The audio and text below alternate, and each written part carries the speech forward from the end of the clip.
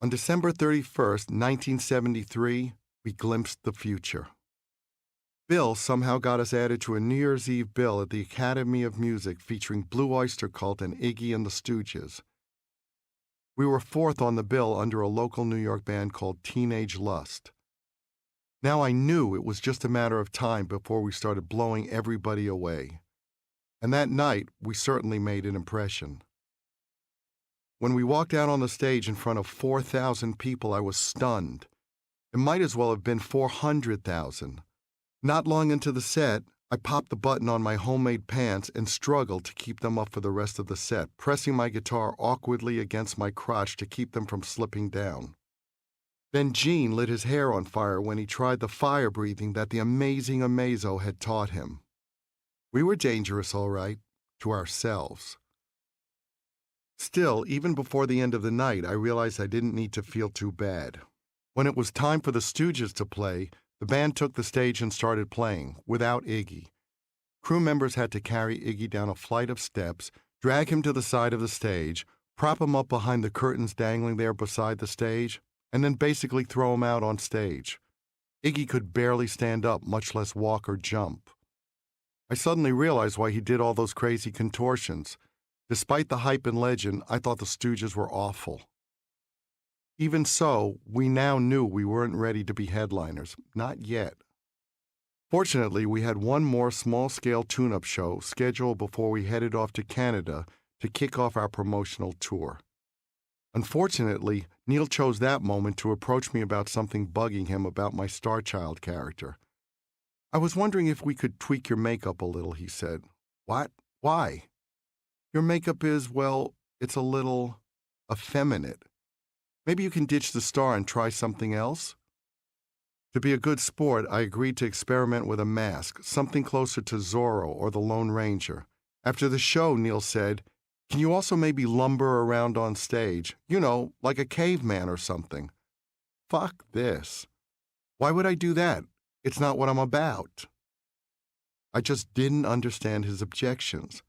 I was proud to be the Star Child, and I didn't see how any of what I did had the slightest thing to do with my sexuality or my perceived sexuality. If anything, I thought hints of androgyny demonstrated confidence and comfort with my sexuality.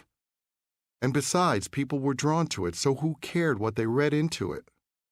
It was just the way of the world back then. A lot more people were afraid of anything that might be taken for gay. In fact, that would become more clear in the following years. In that regard, Neil was right about how my character might be interpreted. It's just that I didn't care. We didn't play by the rules, and I wasn't going to yield to received wisdom or irrational fear. My idealized vision of a frontman was definitely not a Neanderthal. I went back to the Star after that single show in January 1974. I was still living at home and my parents were raising my niece Erica. I didn't have much money and sure as hell wasn't going to spend what little I did have to rent a place of my own. I knew from this point on I wouldn't be around much, but I loved the increasingly deep bond I shared with Erica and loved serving as a big brother to her now that she was walking and talking. Next thing I knew, my parents were driving me to the airport to catch a flight to Edmonton, Canada. Our album had yet to come out, but a musician I wasn't aware of, Mike Quattro, whose sister Susie was very popular in England, had canceled some dates in Canada, and Bill snagged them for us.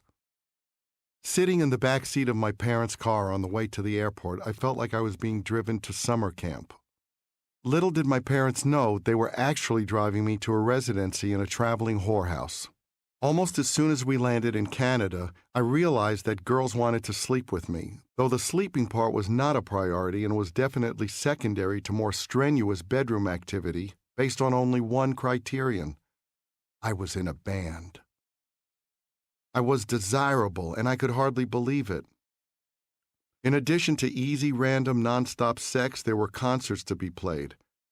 The venues for those 3 shows were college cafeterias, and we didn't have our full arsenal of tricks along for the ride. Peter's drum riser stayed in New York, though Gene still breathed fire, and the stage, which on these dates was hardly more than some folding tables pushed together, was wreathed in dry ice fog. Mike Quattro obviously had enough of a following to have those shows booked for him. And even though he couldn't have been that big, Given the venues, people were confused when we took the stage each night. They had no idea who we were. Hard to blame them, since our album hadn't been released yet. We had a few interviews on that first trip. We had no idea how to do an interview. We had no strategy on how to come across cohesively. The only thing we had discussed with Bill was the fact that we would never be photographed without the makeup. That strategy, while great in concept, turned out to be a bit of a bummer in practice when we were first faced with the possibility of at least the minor fame that could be said to go along with having your picture in a local newspaper. Since we were to exist only on stage and in photos of us in full regalia, the journalists came to the venues and talked to us all together after we were already made up. It became clear that the four of us had no idea how to discuss the particulars about things like how the band got together or what we were trying to accomplish. We hadn't conceptualized those things individually, much less as a group. We tried to sound interesting or controversial, but just came off like a bunch of idiots. We'd been thrown into the deep end of the pool and had no idea how to swim. One thing that struck me, though, was that for a guy with a great vocabulary, Gene sure used the word I a lot. Whenever I tried to answer questions about the band, I naturally answered using we. But when Gene answered similar questions, he always cast it as I. That really threw me. The questions were about the band. This wasn't supposed to be about him. It was about all of us, Kiss. Our idea had always been to present ourselves like the Beatles, the four guys all living in the same house, skiing down the hill in Help, or whatever. As an only child, Gene apparently didn't feel he had to answer to anybody or explain himself. It pissed me off, but I said nothing.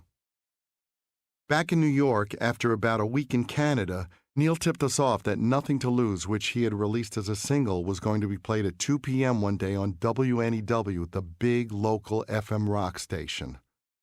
My parents and I crowded around their Harman Kardon console and waited. Then Alison Steele said, "There's a new band called Kiss, and here's their first song." Then, Nothing to Lose played in our living room. That moment, hearing my band on the same station that played Led Zeppelin and The Who, was monumental. I'd spent hours listening to my heroes on that station. There had been a sense of unreality about the album until other people heard it.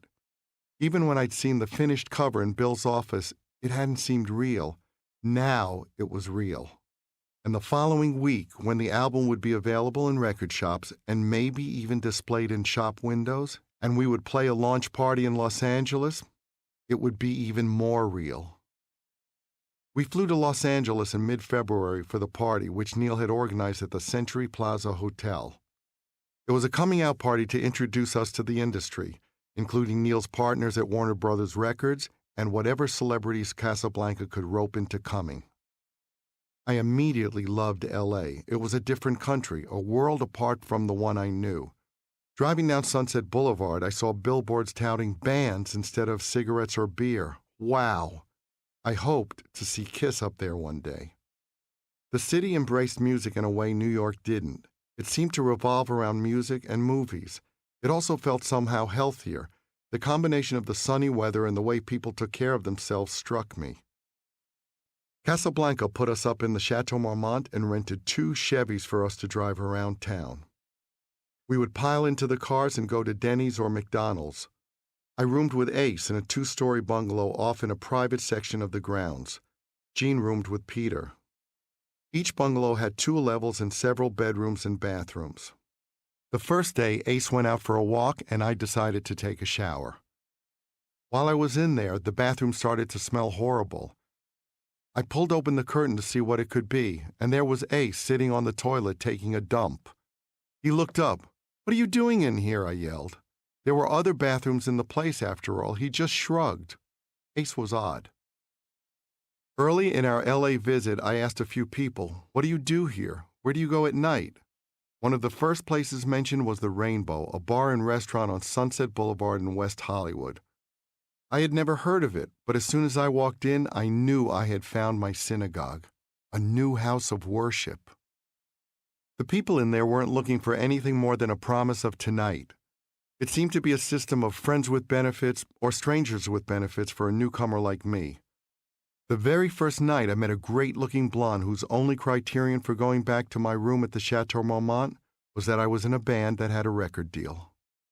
Being a musician and looking the part, I was in platform boots and rock star chic as usual, got you pretty far on Sunset Boulevard, which was fine with me. It was all so uncomplicated. In a way, she and I were both celebrating the same thing, the exaltation of rock and roll.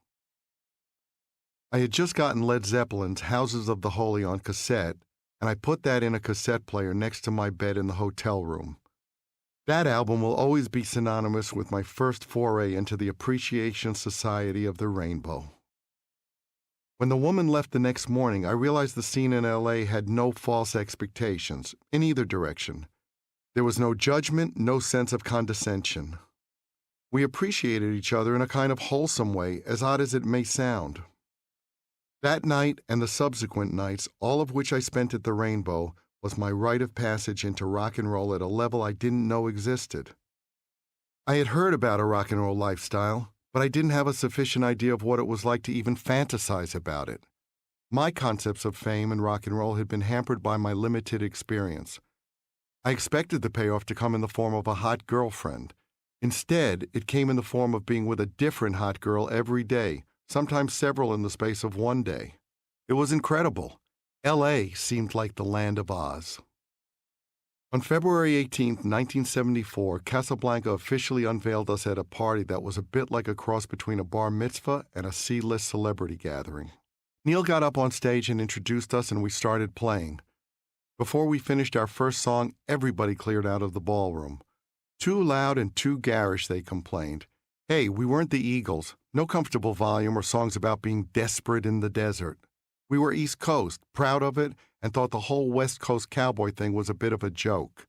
I felt an odd sense of pride at having scared off these people. What did we care if they didn't like us? They weren't our type either.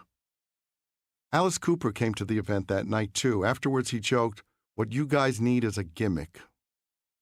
A few nights later, we drove down to the Aquarius Theater, also on Sunset, to make our first ever TV appearance. Dick Clark had expanded beyond American Bandstand and had a show called In Concert that featured 3 different bands playing a few songs live on each episode. The format suited us, just us doing what we did, and it felt like another milestone, a network television show hosted by Dick Clark, no less. Dick came to our dressing room when we arrived to get ready for the performance. I learned over time that a lot of people in similar positions weren't nearly as cordial as he was. Bill Graham, for instance, a highly respected promoter who ran the Fillmore in Winterland, was anything but nice to us when we first met him a few months later. But Dick was special, and when I shook his hand, all I could think was, that's Dick fucking Clark. For all those years he had been an inspiration to me as a kid, he had seemed as fantastical as Superman, but no, Dick Clark really existed. We set up on a revolving stage, and a band called Redbone played before us. Then the stage turned, and the dim lighting suddenly became bright stage lighting. There we were in front of the cameras, but we were a machine by that point, and we played ferociously wherever we were. We felt good about the performance. We didn't see it until 6 weeks later when we hurried back to a motel after a concert in Asbury Park, New Jersey, to watch the broadcast on a crappy TV. After taping In Concert, we flew back to New York to cool our boots for a few weeks before setting out on our first real tour in mid-March. I remember lying in bed in my parents' apartment thinking about my time in Los Angeles. Women, restaurants, TV shows, fancy hotels, and all the perks and amenities that went along with success, and I prayed, God, please don't take this away from me now. That small modicum of recognition was so addictive. The fact that the chubby, unpopular kid was being chased by women purely because of how I was perceived differently now. And I was now being paid to do what I loved doing anyway. It had been okay before I knew it existed, but now that I had tasted it, I couldn't bear the thought of having it taken away. I was fine before I tasted the cake. Everything was different now. I prayed, fearful that it would be pulled off the table before I had made the most of it. The crumbs were so exhilarating. I wanted more, and I was terrified it would end too soon. God, don't take this away from me yet. Please, God, not now, not yet. Now that we had a record, we secured a national booking agency, ATI, to keep us on the road. ATI added us to bills as the opener and got us into clubs on our own. Our first show on March 22, 1974, in Pennsylvania, we opened again for Redbone, the same band we had shared Dick Clark's rotating stage with the month before. Then we did a couple of shows with the British band Argent, and we were on our way. During the course of the year, we opened for ZZ Top, Blue Oyster Cult, Manfred Mann, and many other bands, even the New York Dolls. When you went to a concert in a theater or arena in the early 1970s, you typically saw three bands. First, an unknown act, Kiss in this case, then a somewhat bigger band, often billed as special guests, and then the headliner. The goal was to work your way up the ladder. The three-tiered system gave you a chance to hone your craft, and while we understood the need to hone our craft, we also took our full arsenal of explosives, smoke, and fire with us wherever we played, whether we headlined a tiny club or played to a half-empty ballroom before two other bands. A Kiss show would always be a Kiss show, breathing fire, waving our guitars in unison, blowing shit up. If we sometimes ended up getting Peter pinned to the ceiling when his drums elevated, or we offended a headliner because our pyro filled the venue with smoke, then so be it. We didn't compromise, and fortunately, Bill Aucoin seemingly had no credit limit on his American Express card because he funded the expenses of transporting and staging our show at a time when what we earned each night didn't come close to covering those costs. We drove a station wagon from town to town, staying in flea-bag motels. Sean Delaney served as tour manager and did the driving. He was like a den mother, making sure nobody got lost on the field trip and managing the personalities. Bill came along for parts of the tour as well, and when he wasn't around, we each talked to him on the phone every day. He had a knack for making each of us feel like his favorite member of the band. And of course, we had a road crew to set up and tear down our stage and effects, to maintain our instruments, and, it often turned out, to fight with the headliners' road crews when they demanded we tone down our act since we were just the opening band. The road crew drove a big truck with all the gear, except for the 4 Samsonite makeup cases complete with mirrors. Those stayed with us in the station wagon. When we played a few dates with the band Argent, their crew kept cutting our set short, pulling the power before we finished. They also fought us tooth and nail on all our effects. It's tough to follow a band that leaves the place filled with smoke to remind everyone throughout the rest of the concert that World War III had just been fought and won by 4 guys in 8-inch heels, black leather, and makeup. Then, on the last night of our tour leg with them, we miraculously had a trouble-free show. Afterwards, we found out why. Our crew had locked the guy in charge of their production in one of the huge road cases we carted our gear in. Our road crew believed in the cause. Another time when we opened for Aerosmith, who were also an up-and-coming band at the time, but somewhat ahead of us, our crew showed up and found their crew had set up in a way that left us only a few feet of depth. We would have to have crab-walked onto the stage. Our crew told the Aerosmith crew, "You have 5 minutes to move your amp line back, or we throw everything into the pit." And one of our guys pulled a knife just to emphasize how serious they were. They quickly made room for us.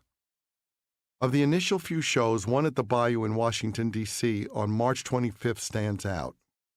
Everything was magical at that point. We were barnstorming around the country, getting paid to do what we loved most. I didn't really have any bills to pay back then, but the idea that in theory I could pay them by playing rock and roll was a terrific feeling. This was my occupation. This was how I made my livelihood. The night of the show at the Bayou, I saw my first gangbang. I walked into a motel room where the crew was staying, and there was a young woman on the bed and a line of guys, our roadies and various other people waiting their turn to mount her. I had never seen anything like it. It was as if they were waiting for the bus, and it was not something for me. I did meet a woman that night, though. She was strikingly beautiful. She'd have been far out of my league a few weeks earlier. Somehow, it made me feel a little paranoid. What if she had a boyfriend or husband who would want to kick my ass? Suddenly, there was more to it than just whether she and I wanted to consummate and celebrate all things rock and roll. Other people might be connected to her decisions, people who might not be happy about her indulgences. To make things worse, I eventually connected the dots based on the things she told me and realized that her dad was a mobster. At some stage as we lay in bed naked, I turned to her and said, "Are you here because you want to be here, or are you here because you're drunk?" "I'm here because I'm drunk," she laughed. Sometimes I felt like a bull in a china shop. Other times I heard a voice telling me that sex went hand in hand with fear and consequences. If you get somebody pregnant, you're on your own. In other words, if you fuck the wrong woman, you're dead. No matter the fear, anxiety, or inner conflict, sex was my drug of choice, and I always went back for more. I had a few drinks now and then, but I didn't need booze to screw up the courage to talk to women. I had no trouble making advances or starting a conversation. And anyway, I quickly learned that it didn't take a whole lot of witty banter to interest a woman. I was in a band, and that was enough to make me desirable. Drinking more heavily or doing drugs didn't appeal to me. I never wanted to lose control. I was dealing with newfound freedoms and opportunities, and I wanted to remain lucid and remember it all. But drugs were around from the earliest days of the band.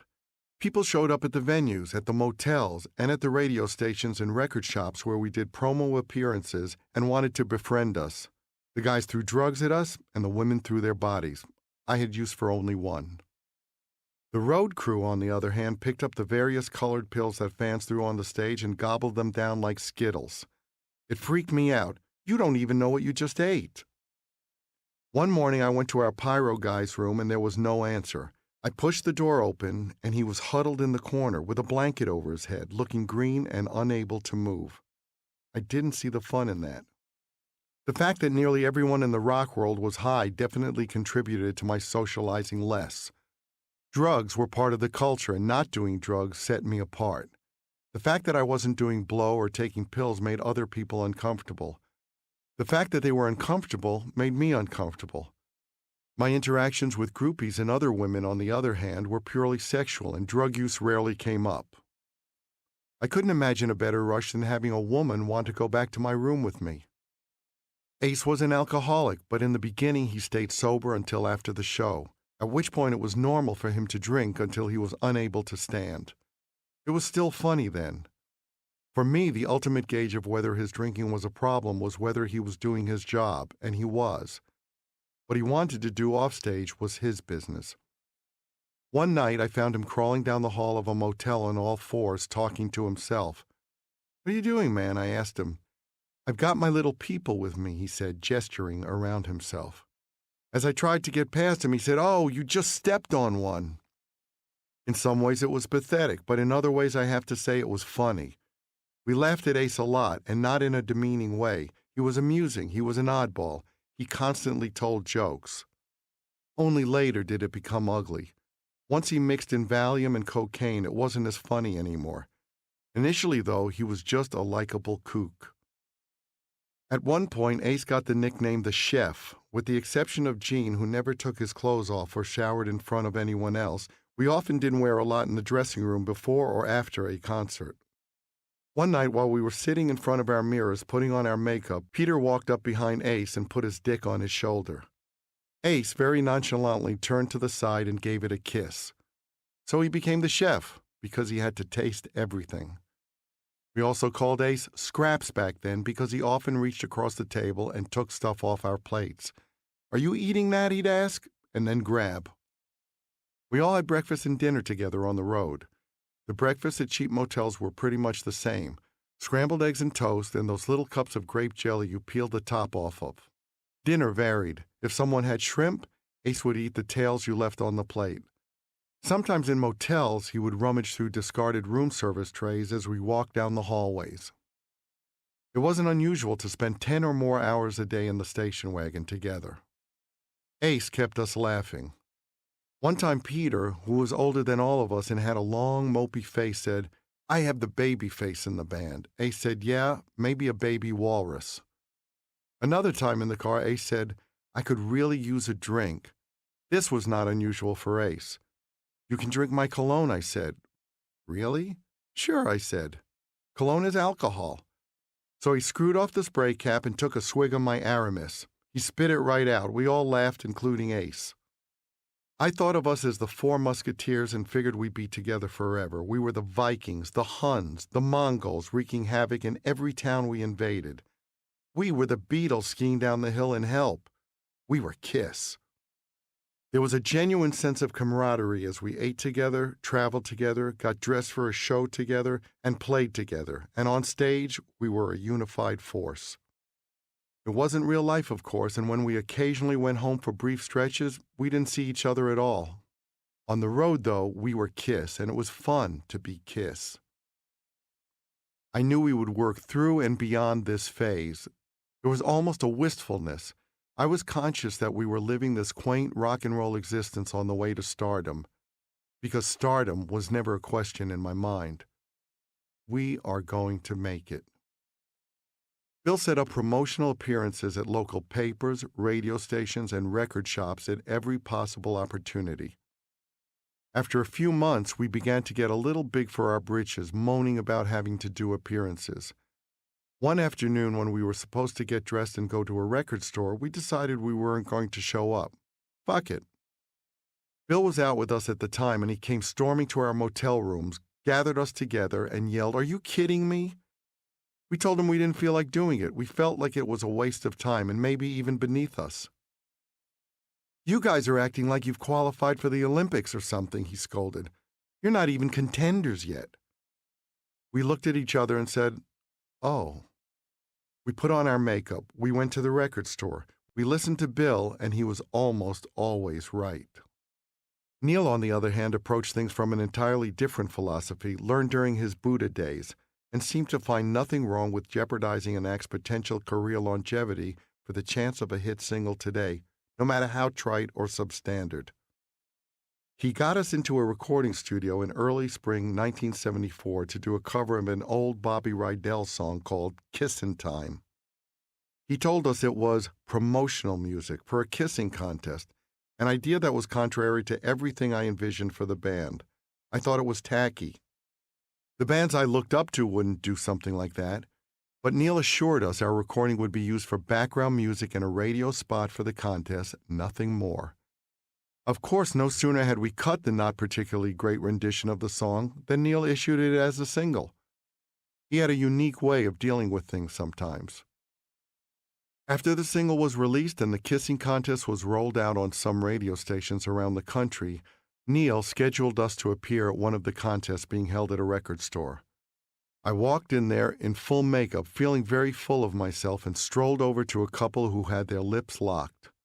I bent down, we had our platform boots on, and the guy, while keeping his lips in contact with the girls, looked out of the side of his eyes and said, "Who the hell are you?" They were just two kids in a kissing contest. They had no idea it had anything to do with us. "Never mind," I said, and made for the door as quickly as my studded heels would carry me. We averaged a little better than one concert every 2 days. At the end of April, Bill landed us another national TV appearance, this time on the Mike Douglas Show. I could tell this one would be different. It was a variety show, not a music show. We could have just as easily have been monkeys on unicycles or spinning dishes on sticks. Ed Sullivan's show was like that, too. "We've got Topo Gigio and the Dancing Bears, and for the kids, the Beatles." Only on Mike Douglas's show, the audience was just like Mike Douglas, older, to put it mildly. The crowd looked like moms and pops out of a Norman Rockwell painting, and we looked like aliens to them. We were clearly out of our element, and I had a feeling we would be not only treated as a novelty, but milked for laughs. We had to win over audiences when we opened for other bands, and we relished the challenge. This, however, did not look like fun. This wasn't an audience I thought I could win over, and I had no desire to go out and get ridiculed. Bill asked, "Who wants to sit in the chair and do the talking during the panel discussion portion of the show?" I said, "Not me. I'm staying backstage." Gene went out. He didn't know what to say and described himself as evil incarnate and stuck out his tongue. Toady Fields, a comedian who was also a guest that night, dismissed him as a nice Jewish boy despite the demon getup. He came off pretty goofy, but his being the default spokesman of the band would lead to countless more episodes of him using I instead of we, subtly and not so subtly implying that he was the front man, lead singer, and mastermind all wrapped up in one. He never attempted to clarify his role or refute media assumptions. Why would he? Those false assumptions were based on Gene's own statements. Once again, I found myself scratching my head at his refusal to be honest and his insistence on using every opportunity to discuss things from his own perspective rather than the band's collective perspective. He was cheating. Earlier that month, we had opened a show at the Agora in Cleveland for Rory Gallagher. When we walked out onto the stage, a girl in the front started elbowing her boyfriend and laughing. You won't be laughing for long. We blew the place up. Smoke filled the entire venue. These places were not ventilated well. Back then, our pyro guys had to make their own flash pots. Each day, they built enclosures and filled them with explosives. One night, the flash pots could be like kernels of popcorn being popped, and the next night, they might blow a hole in the stage. We didn't have to apply for permits or have a fire marshal inspect what we were doing. Nobody knew what we were doing, and nobody had done it before. We just blew crap up and set off explosions with no oversight or expertise. It was intense. On nights like that, I might as well have turned over an hourglass and waited for the sand to trickle down. It was like clockwork.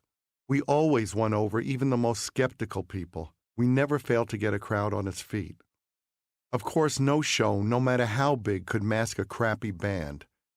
And KISS started with the four of us bringing it.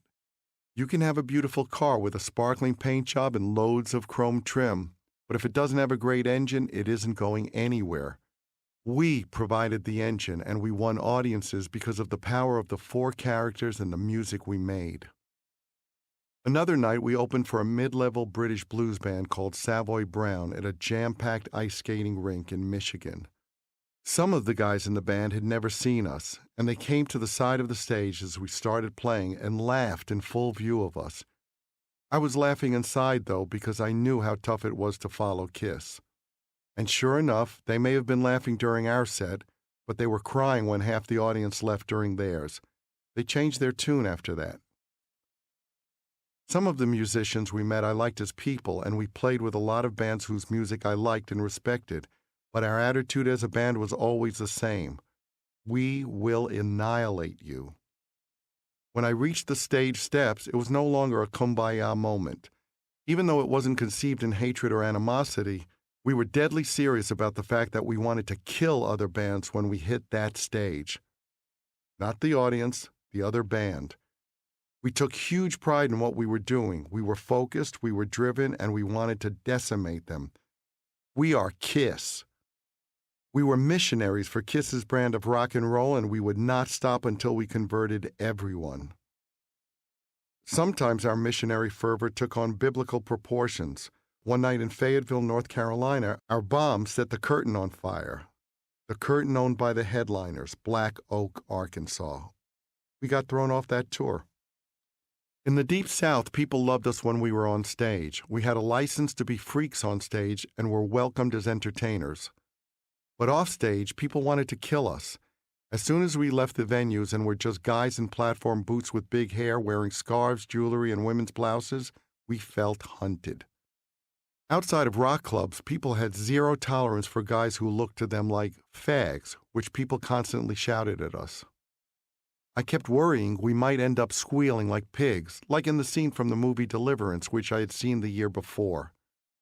I realized I'd grown up pretty insulated in New York City, not understanding the kind of anger that looking different could elicit in other places.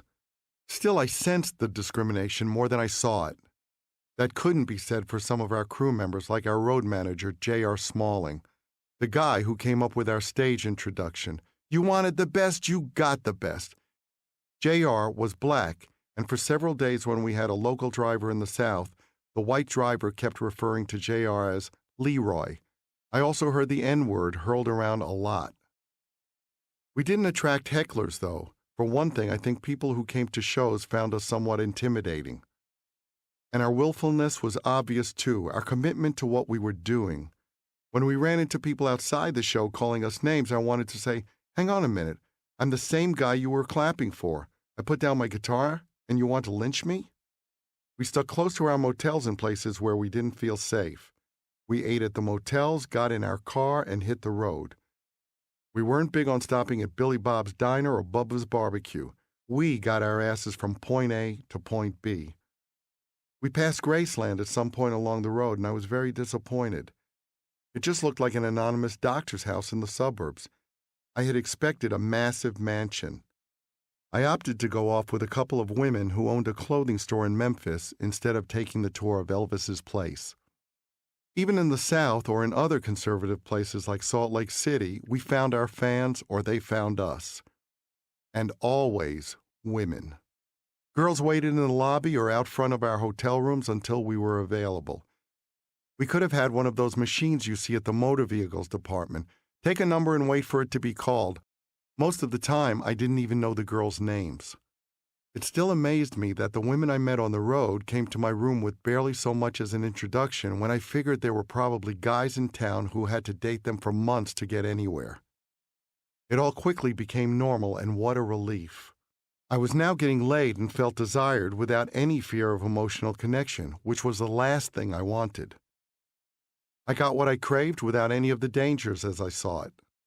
Because of my insecurities, my ear, my hearing, and the defenses I had built up over the course of my life, emotional connection continued to frighten me. It meant having to open up and give something of myself, which I didn't want to do. We couldn't afford individual rooms yet. I roomed with Peter, and we both hoped we wouldn't be alone in bed when the other guy had someone there. We never had any privacy. But it was certainly nicer when both beds were filled, rather than one of us having to put a pillow over his head. In those cases, I hoped for a quick few minutes with Peter's guest if he left the room. It made sleeping easier. Eventually, Sean Delaney began to see it as his job to kick girls out of our rooms under the pretense that we needed sleep. Sean wasn't fond of the girls, whom he often called breeders. That first 6 months of touring in 1974 was a bit of a blur. Long drives punctuated by stops in venues with names like Thunder Chicken, Mothers, and Flashes. We played college auditoriums, gymnasiums, and even a high-life stadium in Florida. We made it as far as Alaska, where we played outdoors at a drive-in cinema, and the space heaters at the front of the stage kept throwing the metal strings on our guitars out of tune. Even during that first blurred year, however, we found places that became favorites, like the Electric Ballroom in Atlanta. Somehow we headlined blocks of shows there. We played 4 nights in a row in June. After we drew crowds for several more nights in July, they booked us for 4 additional nights in September. The parties and hospitality on all levels were never ending, and we got excited whenever we saw it on the itinerary. Any girlfriend or wife in New York didn't. Kiss also clearly connected with Detroit from the get-go. People there got us. It was such a fertile area for rock that we loved too. From Mitch Ryder to Bob Seger to Alice Cooper, Ann Arbor had the MC5 and the Stooges, Flint had Grand Funk Railroad. Michigan embraced us, and before the end of 1974, Detroit became the first place we could headline a theater. I would always recall it as the first city to open its arms and its legs to us. Through all of this touring, we didn't have multiple sets of stage clothes, so we could always find the dressing room at a venue by following the stench. As the smell got stronger, I knew I was getting closer. Some days we did 2 sets, an early show and a late show, but even on days with just one show, the clothes never dried. Putting on damp, fetid clothing made my skin crawl. Whenever possible, I took a hairdryer to my jumpsuit. At least then it was warm, damp clothing.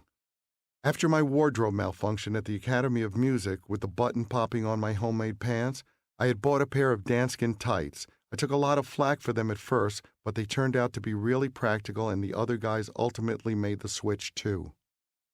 Leather and satin got crisp and mossy after they soaked up enough sweat. Damp boots were another problem. Mold or algae grew in them. The inside of each boot looked like its own little ecosystem. The only thing missing was frogs jumping around in there. We often had to scrape green crud off the outside of the boots too. Still, nobody ever complained. In my case, it was because there was nothing that compared to the rush I got when the curtain dropped and the audience went crazy. The curtain might as well have been a 15-foot thick concrete wall, and when that barrier was removed, utter chaos. I could be on one side of the curtain with a 102-degree fever and a sore throat, struggling to sing the first notes of Strutter or Firehouse with some effort. But when the curtain dropped, I sang like a bird because the adrenaline kicked in. It didn't matter how tired or sore or sick I was. When I got up on stage, I felt supernatural. People wanted to surrender to us. Part of what made me feel powerful on stage was taking that license and knowing how far I could push it. That took time to learn. I realized that if I asked people to do things they already wanted to do, I came across as omnipotent. I was in control. People responded to that. People wanted to be told, "Get up," or "Raise your hands." Did putting their hands up have anything to do with a song? Only in the same way that a church congregation raises its hands skyward to try to touch something holy. It was also fun, like riding a roller coaster without holding the bar. It was all about what we could create together. It was all in the back and forth. Most of the people were willing to go. They just needed somebody to guide them. They needed me. I had to connect. I wasn't just playing to the back row of a theater. I was playing to people. I had to make that person in the last row feel as important as the one up in the front. I wasn't playing to a mass, but to each and every one of those people. I am talking to you, right there. That was my job, to take us all to the rock and roll promised land, individually and collectively. Some of you people are sitting down. If you want to sit down, go home and watch television. But if you believe in rock and roll, stand up for what you believe in. Each night we created something magical with the audience, and it was every bit as magical for me as for them.